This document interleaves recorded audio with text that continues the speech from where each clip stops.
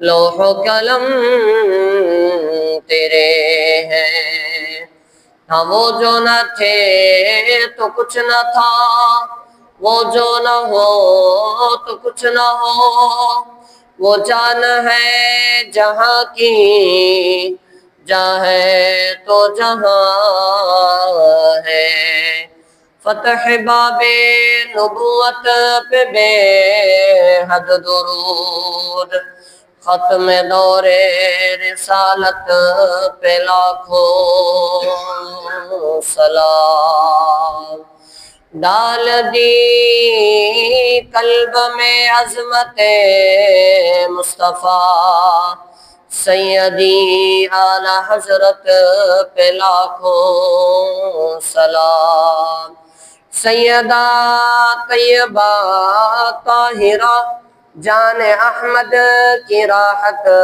پہ لاکھوں سلام۔ پڑھنے والے کو سنائیے، پتہ کیا چلے گا بولے گا۔ جی سہانی گھڑی چمکا طیبہ کا چاند، اس دل افروز ساعت پہ لاکھوں سلام،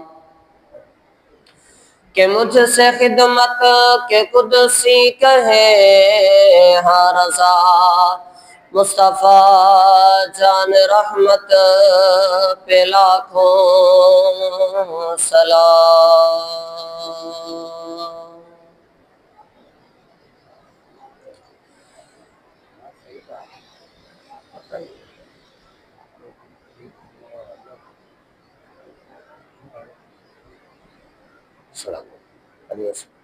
حمد و ثنا اللہ جل جلالہ وعم نوالہ عز و شانہ و تم برہانہ کے بعد درود پاک صاحب لولاک سرور کائنات آقا دو جہاں آمنہ کے لال عبداللہ کے پھول حضور پر نور شافی من نشود صلی اللہ تعالی علیہ وآلہ وسلم کی بارگاہ عالیہ اقدس میں پیش کرنے کے بعد نہایت واجب الاحترام بزرگوں، دوستوں، سامعین کرام،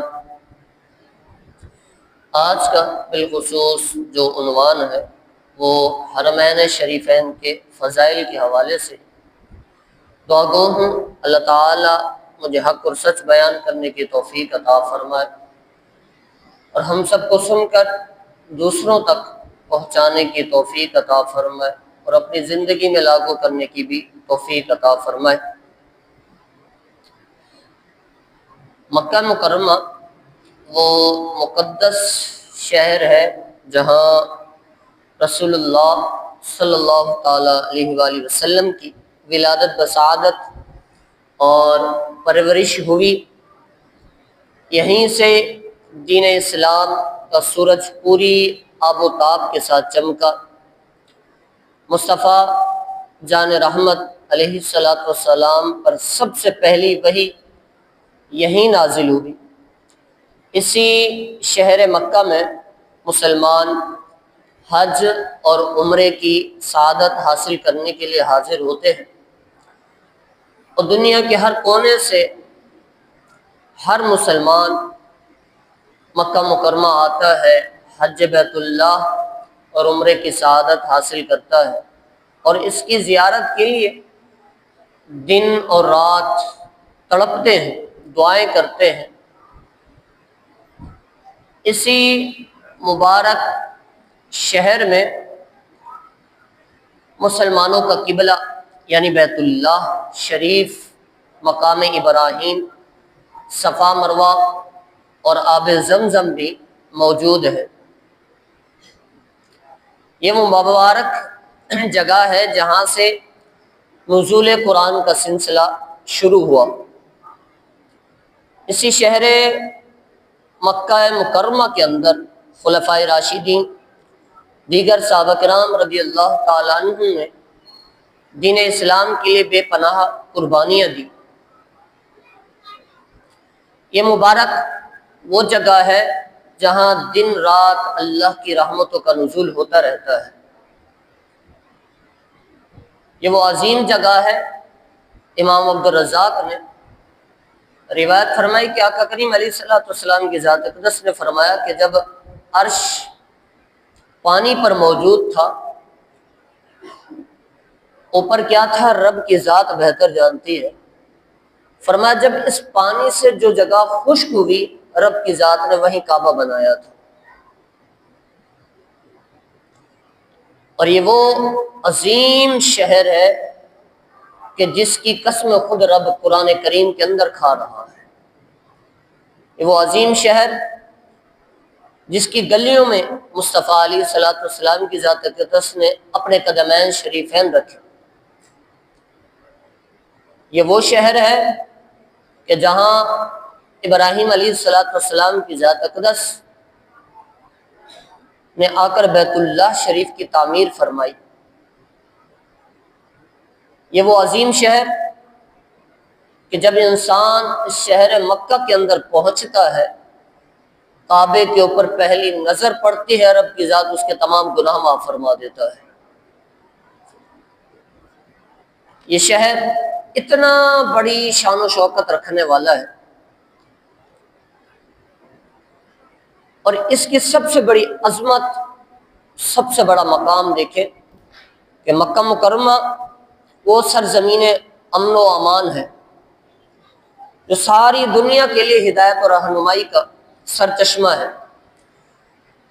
اس مبارک شہر کی شان و عظمت کا اندازہ ہم اس بات سے اگر دیکھیں تو خالق کائنات نے واضح طور پر اس شہر کی قسم کھائی، فرمایا لا اقسم بہذا البلد، مجھے اس شہر مکہ کی قسم ہے، وانت حل بہذا البلد، محبوب میں نے قسم اس شہر کی اس لیے کھائی ہے کیونکہ اس شہر کے اندر تو تشریف لایا ہے۔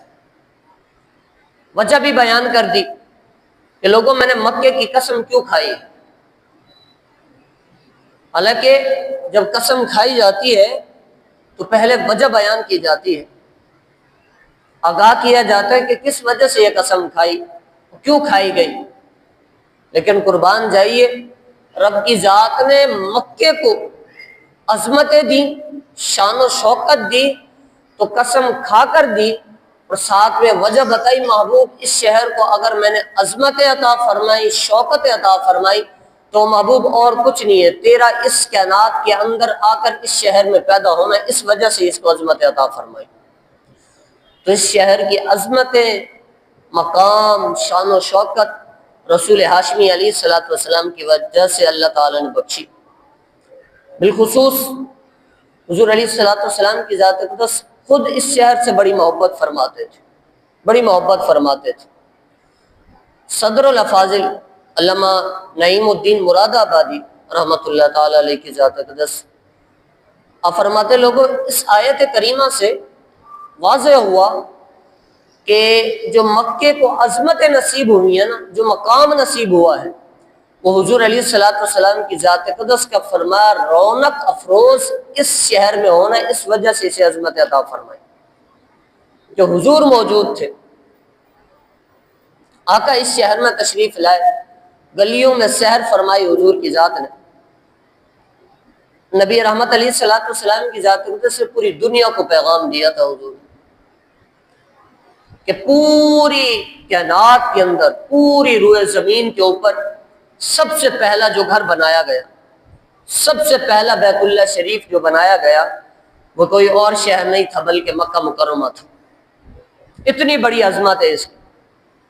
ان اول بیت وضع للناس للذی ببکۃ مبارکا وہدی للناس، سب سے پہلا گھر رب کی ذات نے اس کائنات کے اندر جو اپنا بنایا وہ بیت اللہ شریف، مکہ کے اندر اسے بنایا۔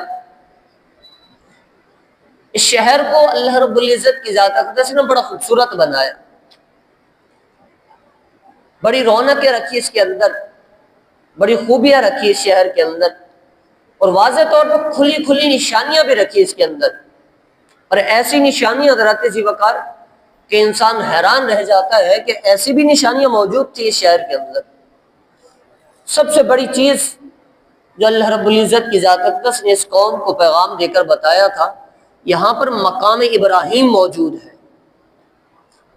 ابراہیم علیہ السلام کی ذات اقدس نے جب بیت اللہ کو تعمیر فرمایا تو جیسے ہی دیوار بڑھتی گئی، پہلے تو زمین سے دیوار بنائی گئی، ہاتھ اوپر تک جا رہا تھا، لیکن جب دیوار اونچی ہوگی، قربان جائیے، تو آپ جس پتھر مبارک پر قدم مبارک رکھا ہوا تھا، راوی لکھتے ہیں وہ پتھر ہوا میں خود بخود اوپر ہو جاتا تھا۔ آپ اینٹیں لگا رہے تھے بیت اللہ شریف،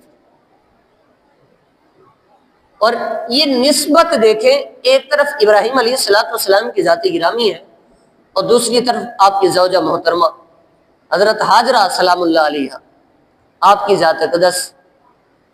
ان الصفا والمروہ من شعائر اللہ، یہ صفا مروہ جو ہے اللہ کی نشانیاں ہیں، اللہ کی نشانیاں۔ اب اس کے اندر قابل غور ایک بات یہ بھی ہے، جو اولیاء اللہ کو نہیں مانتے، معاذ اللہ، کہتے یہ کچھ نہیں کر سکتے، ان کے پاس کچھ نہیں ہے، تو قربان جائیے حضرت ذی وقار، اللہ تعالیٰ نے دنیا کو پیغام دیا۔ دیکھو صفا مروہ نشانی اللہ کی ہے، لیکن اس صفا مروہ پر دوڑنے والی کون تھی؟ اس صفا مروہ کو اتنا بڑا مقام کیسے نصیب ہوا تھا؟ اس صفا مروہ کے اوپر پوری دنیا کو قیامت تک رب کی ذات حکم دیا، جب حج پہ آؤ، عمرے پہ آؤ، پھر صفا مروہ پہ آپ پر دوڑنا پڑے گا تمہیں۔ اللہ تعالیٰ نے اپنی نشانیاں قرار دے دی، گویا کہ پوری دنیا کو پیغام دیا، جو اللہ کے بندے ہوتے ہیں ان کے دوڑنے کی جگہوں کی رب کی ذات اپنی نشانیاں بنا دیتا ہے۔ اور اسماعیل علیہ السلام کی ذات اقدس نسبت پورے گھر سے کیسی جوڑی رب کی ذات ہے، شان و شوکت تو مکے کو دی، عظمت مکے کو بخشی، لیکن پوری دنیا کو پیغام دیا، یہ عظمتیں، یہ شانیں، یہ شوکت ہے، ساری چیزیں میں نے اپنے خاص بندوں کی وجہ سے دی۔ بیت اللہ، اللہ کا گھر، اتنا بڑا مقام، اتنا بڑا منصب، جو بھی دیکھے اسے دیوانہ ہو جائے، رہ نہ سکے، تڑپے اس کے لیے۔ اور جب انسان بیت اللہ شریف کے سامنے جا کے کھڑا ہوتا ہے نا، تو انسان پر ایک ہیبت طاری ہو جاتی ہے، اسے پتہ نہیں چلتا ہے کہ میرے ساتھ چلنے والی میری فیملی بھی آئی ہوئی تھی، میری اولاد بھی موجود تھی۔ وہ کھو جاتا ہے اس کی رونقوں کے اندر، کہ اس کے اندر رب کی ذات نے اتنی ہیبت رکھی، اتنا جلال رکھا اپنا۔ لیکن اس مکے کے اندر اس بیت اللہ شریف کو تعمیر ابراہیم علیہ السلام کی ذات اقدس فرما رہے ہیں، اور صفا مروہ پر دوڑنے والی حضرت ہاجرہ سلام اللہ علیہا کی ذات اقدس۔ اور پھر جب اس مکے کے اندر ایک پانی کو رونقیں دی رب کی ذات نے، تو اسماعیل علیہ السلام کی ایڑی مبارک سے آب زمزم جاری فرما دیا تھا۔ یہ رب کی واضح طور پر نشانیاں موجود تھی۔ فرمایا ان الصفا والمروہ من شعائر اللہ، یہ اللہ کی نشانیاں ہیں۔ فمن حج البیت او اعتمر فلا جناح علیہ ان یطوف بہما۔ محبوب اب معاملہ ہے، جو حج کرنے آئے گا، جو اس کا طواف کرے گا، صفا مروہ پر دوڑے گا، پھر یہ آب زمزم اپنے سینے کے اندر اتارے گا، تو پھر محبوب اس پر کوئی حرج نہیں، فلا جناح علیہما، اس پر کوئی گناہ باقی نہیں رہے گا۔ گویا کہ محبوب یہ ایسا ہو جائے گا جیسے آج اپنی ماں کے پیٹ سے پیدا ہوا ہے۔ تو اتنی بڑی رونقیں رکھی، اتنی بڑی چاشنی رکھی اس شہر کے اندر، اور اس کی نشانیوں کو رب اپنی نشانیاں قرار دے رہا ہے۔ تو خالق کے کائنات نے پوری دنیا کو پیغام دیا، یہ وہ شہر ہے جو امن والا ہے، امن والا شہر ہے۔ امن دخل کان آمنا، اگر اس شہر میں لوگوں داخل ہو رہے ہو تو امن کے ساتھ داخل ہو، امن کے ساتھ۔ لیکن آج حج کیا جا رہا ہے، عمرہ کیا جا رہا ہے، اتنی بڑی سعادت انسان کو نصیب ہو رہی ہے، لیکن جب اس کعبے کے اندر بھی پہنچ رہا ہے تو وہاں پر بھی اتنی بڑی بے حیائی کا معاملہ کیا جا رہا ہے کہ موبائل ہاتھ میں اور سیلفیاں بنائی جا رہی ہیں۔ یادگار تم نے رکھنی ہے تو پھر دل کے اندر ہو، تمہاری یاد ایسی ہو کہ حضرت رابعہ بصریہ رضی اللہ تعالیٰ عنہ کی ذات گرامی جب بزرگ مکے پہنچے، اتنا بڑا سفر کیا مہینوں کا، جب پہنچے مکے کے اندر کعبہ ہی موجود نہیں، تو پوچھا گیا اے باری تعالیٰ اتنا بڑا سفر کر کے تیرے گھر کو دیکھنے آئے ہیں، اور وہ کعبہ ہی موجود نہیں ہے۔ فرمایا سنو، رابعہ بصری اتنا تڑپ رکھتی تھی اس کعبے کو دیکھنے کے لیے، رب کی ذات کعبے کو حکم دیا جاؤ رابعہ بصریہ کے پاس چلے جاؤ۔ تو یہ تڑپ کب آئے گی؟ یہ تڑپ اس وقت آئے گی جب ہمارا دل خالق کائنات سے جڑا ہوگا۔ آج ہم وہاں پر پہنچے تو سب سے پہلے ہمارا موبائل باہر ہوتا ہے۔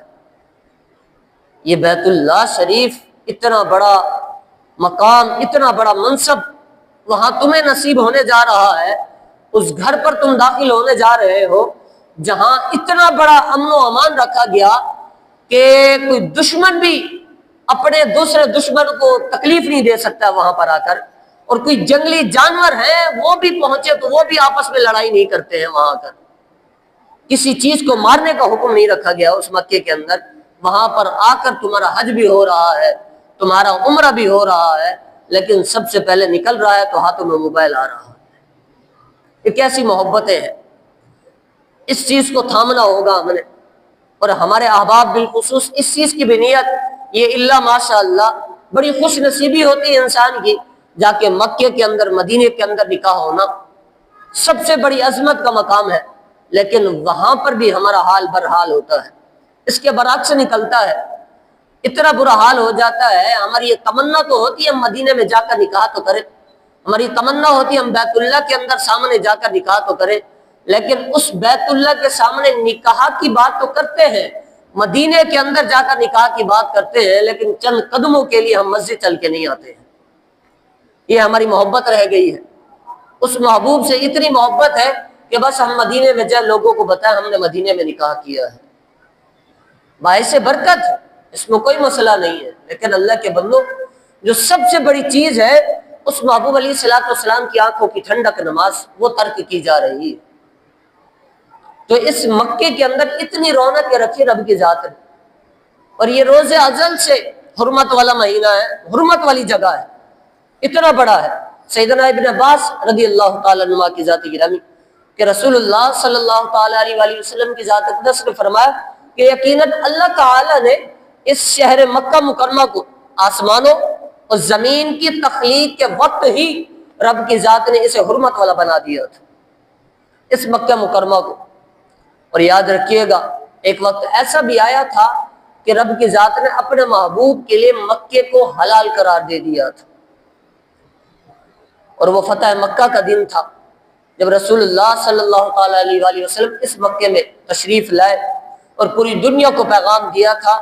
آج محبوب علیہ الصلوۃ والسلام کی ذات اقدس تشریف لا رہے ہیں، مکے کے ایک ایک لوگ کانپ رہے تھے کہ آج کیسا حکم حضور ارشاد فرما دیں گے، کسی کو کوئی پناہ نہیں ملے گی، آج کوئی نہیں بچے گا۔ آج پورے مکے والے کانپ رہے تھے، لیکن رسول اللہ صلی اللہ علیہ وسلم کا کردار ایسا تھا، حضور نے فرمایا جاؤ، آج جس مقام پہ رسول اللہ آ گئے ہیں، جس مکے میں حضور حاضر ہو چکے ہیں، آج اس مکے کا یہ تقاضا ہے کہ رسول اللہ کی ذات اقدس نے تمام لوگوں کو معاف فرما دیا تھا۔ یہ مکے کی برکتیں تھی۔ آقا کریم علیہ الصلوۃ والسلام کی ذات نے پوری دنیا کو بتایا تھا کہ مکہ عام جگہ نہیں ہے، اس کو رب کی ذات قیامت تک حرمت والا بنا دیا ہے، اس کے اندر تمام چیزیں رکھی۔ اور آقا کریم علیہ الصلوۃ والسلام کی ذات نے مزید اس مکے سے محبت کا لگاؤ بتایا، لوگوں اس مکے سے محبت کرو، محبت ایسی ہو کہ صرف چند لمحات کی نہ ہو بلکہ والہانہ محبت ہونی چاہیے تمہاری۔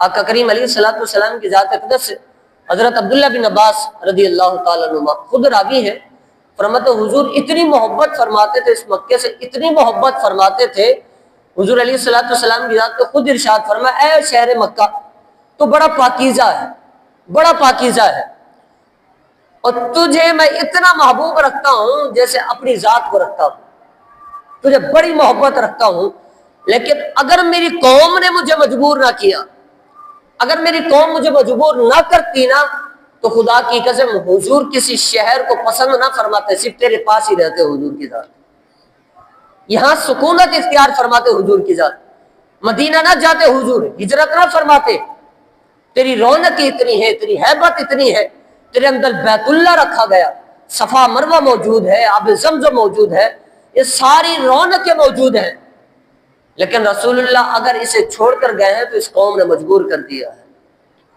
حضور اس لیے مکے سے تشریف لے گئے، لیکن حضور نے بھی یہی ارشاد فرمایا اگر مجھے قوم مجبور نہ کرتی تو میں مکے کے اندر رہتا، میں مکے کو چھوڑ کے نہ جاتا۔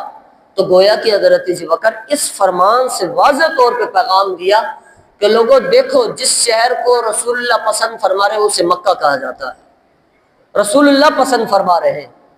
اور آگے مزید آقا کریم علیہ الصلوۃ والسلام کی ذات اقدس نے مزید فرمایا اس کعبے کے اندر کیا کیا چیزیں رکھی اور کتنی نماز پڑھنے پر کتنی فضیلت رکھی، وہ بھی بڑی بیان فرمائی حضور کی ذات نے۔ لیکن اس مکے کی حاضری کے لیے خاص ہمارا عمل بھی ہونا چاہیے، خاص ہماری نیت بھی ہونی چاہیے، ہمارا پیسہ بھی حلال کا ہونا چاہیے۔ ہم جب اس گھر جائیں تو پھر ایک ایک کمائی کا ایک ایک ذرہ حلال ہونا چاہیے، کیونکہ اس بارگاہ میں جا رہے ہیں کہ جہاں پر ایک مرتبہ دیکھے تو گناہ معاف ہے، ہاتھ اٹھائے تو رب ہماری دعائیں رد نہیں فرماتا بلکہ قبول فرما لیتا ہے۔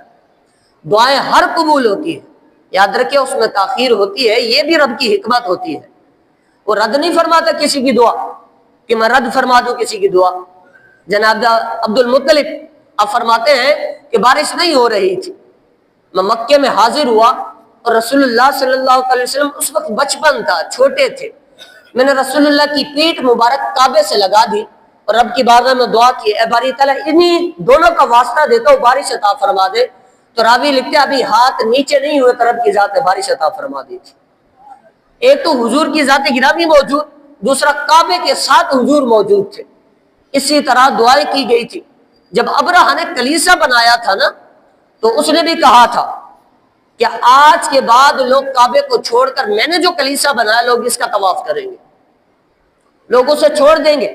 اس بار حج کعبے کے اندر نہیں ہوگا بلکہ جو میں نے کلیسا معاذ اللہ میں نے کعبہ تیار کر دیا ہے لوگ اس کا طواف کر کے حج کریں گے اپنا۔ لیکن لوگوں نے وہ سمت نہ اختیار کی، کعبے کی طرف یہ سب کچھ کیا۔ تو ابرہہ نے حملہ کرنا چاہا تھا اس کعبے پر اور اس نے لفظ دہرائے تھے، سیرت رسول عربی کے اندر موجود ہے کہ میں کعبے کی اینٹ سے اینٹ بجا دوں گا معاذ اللہ، اس کے لفظ تھے۔ جب اس نے ابتدا کی لشکر لے کر چلا تو اب صاحب ظاہر جنگ کی جب ابتدا ہوتی ہے تو کچھ چھیڑ چھاڑ شروع ہوتی ہے، تو اس نے سب سے پہلا کام کیا جناب عبد المطلب کے اونٹ پکڑ لیے تھے۔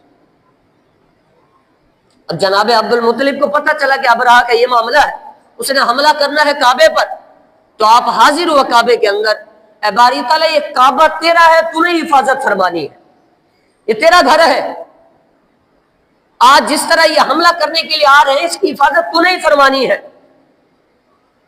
ساری قوم کو حکم دے دیا کہ سبھی پہاڑوں کے اندر جا جائے، سارے پہاڑوں کے اندر غارے وہاں چلے جائے۔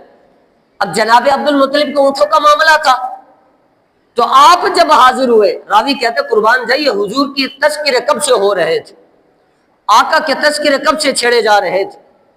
راوی لکھتے وہاں پر بیٹھنے والے ہاتھی جتنے بھی موجود تھے، جب جناب عبد المطلب حاضر ہوئے نا ابرہہ کے پاس، تو فرمایا جیسے ہی آپ حاضر ہوئے تو ہاتھی اٹھ کر رب کی ذات نے زبان عطا فرما دی، اس نے کہا السلام علیکم یا عبد المطلب، ہم تیری پیشانی سے دیکھ رہے ہیں، تیری پیشانی پر جو نور ٹپک رہا ہے وہ محمد کا نور نظر آ رہا ہے، حضور تیری ہی نسل سے آئیں گے۔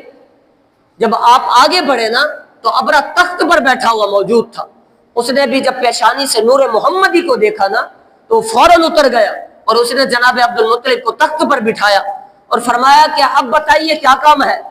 تو جناب عبد المطلب نے کہا تھا ابرہہ یہ اونٹ میرے واپس کر دو۔ تو فرما حضور کعبے کا کیا ہوگا پھر؟ فرما کعبے والا خود جانے گا، جو کرنا ہے تم جا کے کرو، کعبے والا خود حفاظت فرمائے گا اپنے کعبے کی، لیکن میرے اونٹ مجھے واپس کر دو۔ آپ جب وہاں سے اونٹ لے کر چلے نا تو ابرہہ نے ابتدا کی، راوی لکھتے بڑے زور لگایا اس نے ہاتھیوں پر، بڑا زور لگایا، اس نے کہا کوئی ایک ہاتھی تو قدم آگے بڑھائے، پتہ تو چلے کہ کون ایسا آنے والا ہے حملہ کرنے والا کعبے پر۔ بڑا زور لگایا اس نے ہاتھیوں کو، بڑے زور سے اس نے آخر کار ہاتھیوں کو مارنا شروع کر دیا تھا، ہاتھی آگے نہیں بڑھ رہے تھے۔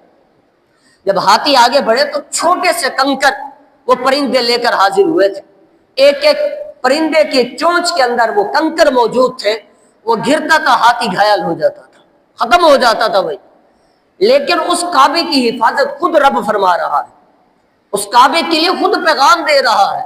تو جب اس کعبے کی حاضری کے لیے ہم حاضر ہوں تو پھر ہماری حرام کی کمائی نہ ہو بلکہ حلال کی کمائی ہونی چاہیے. ہم حج لاکھوں حج کر لیں، لاکھوں عمرے کر لیں، ٹھیک ہے اپنی جگہ ہے، لیکن ہماری کمائی حرام کی ہو تو پھر وہ کیسا حج قبول ہوگا؟ قبول کرنے والی وہ ذات ہے، لیکن اس نے سارے مسائل تو بتا دی، شریعت نے ساری چیزیں بتا دی ہیں. اگر حلال کما کے آؤ گے تو تمہارے بچوں کا بھی یہ حال ہوگا.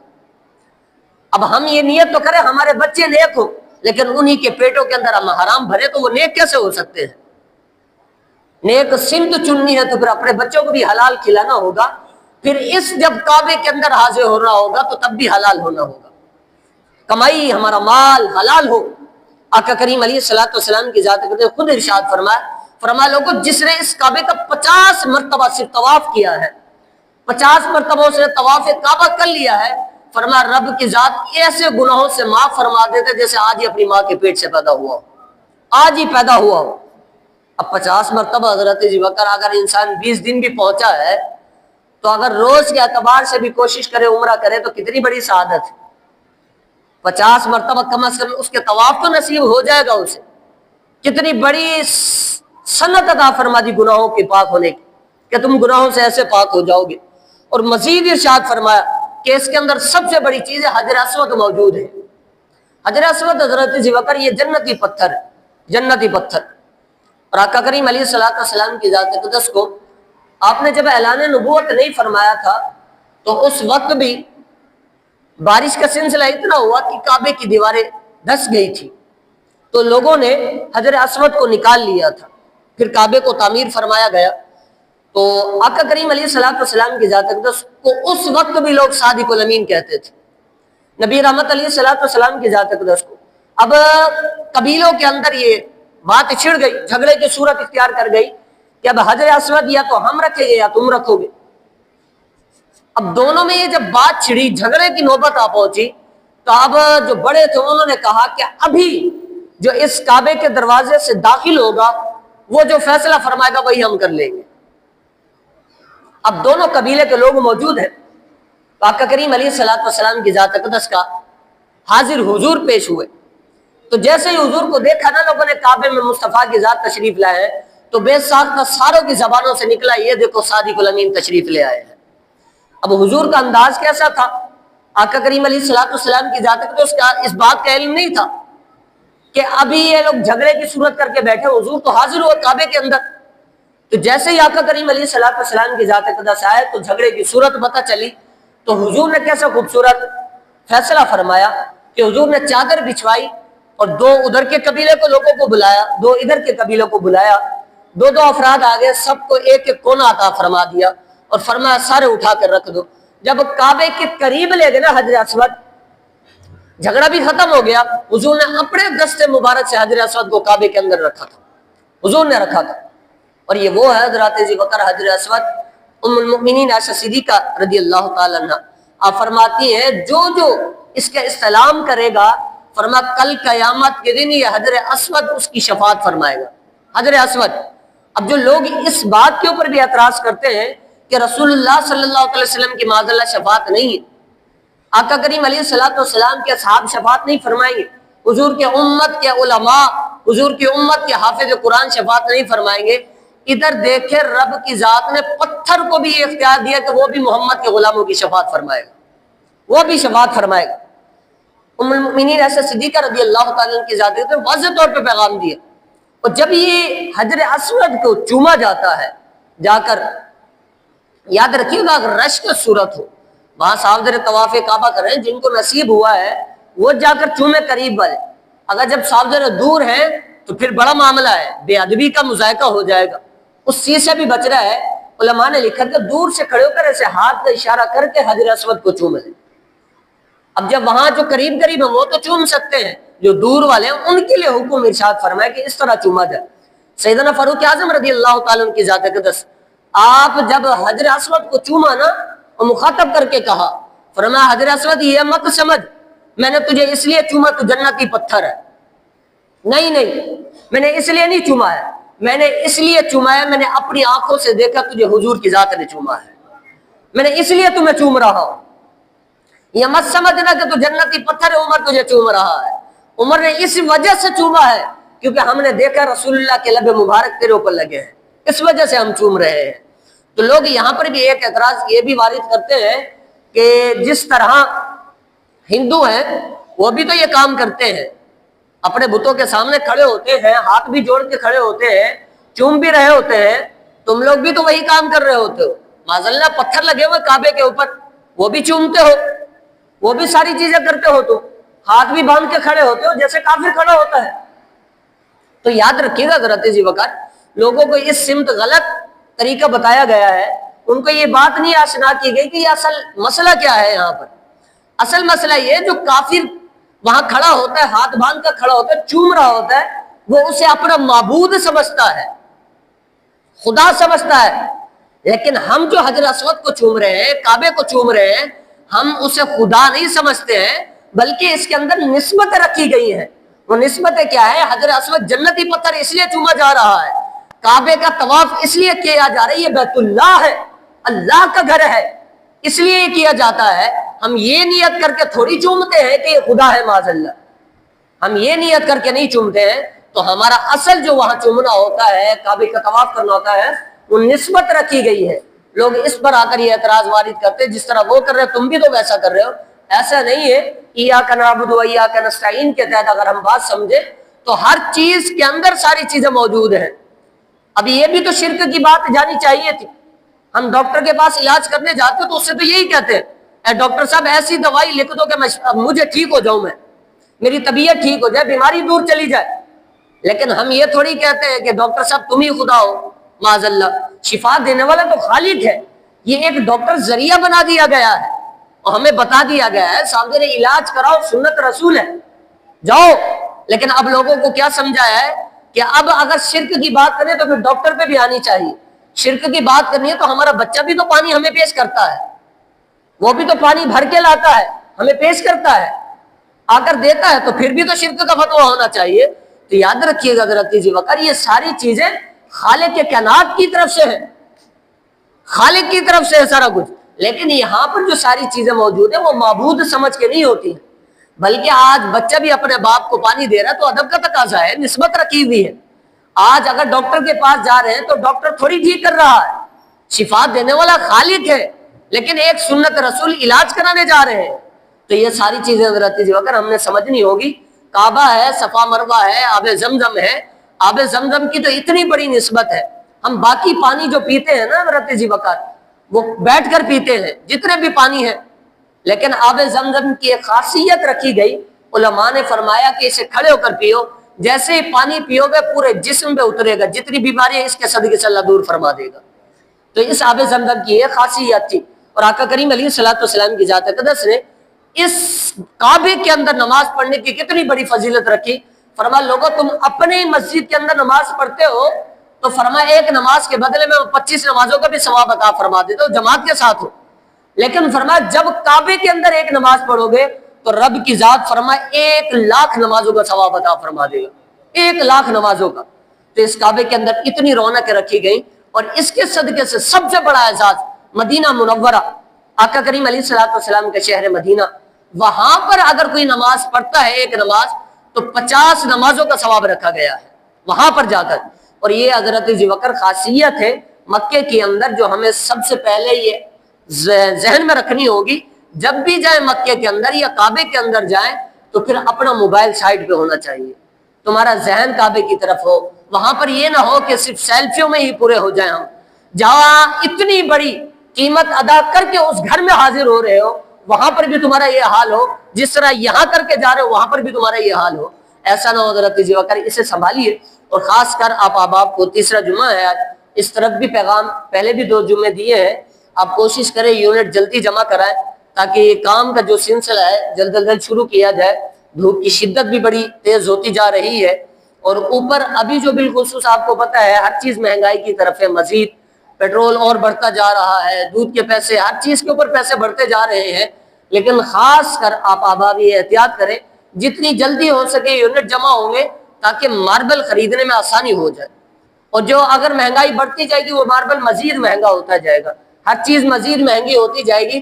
جو سیمنٹ کی بوری بالخصوص آپ دیکھیں تو ابتدا کے اندر 1100-1200 تھی، آج وہ 1700 کے قریب جا پہنچی ہے۔ تو اتنی پیسے کے اندر جلدی جلدی مہنگائی آ رہی ہے، تو آپ کوشش کریں جلد از جلد یہ جمع کرائیں تاکہ یہ کام شروع ہو سکے۔ اللہ تعالیٰ عمل کی توفیق عطا فرمائے، آمین۔ وما علینا الا البلاغ۔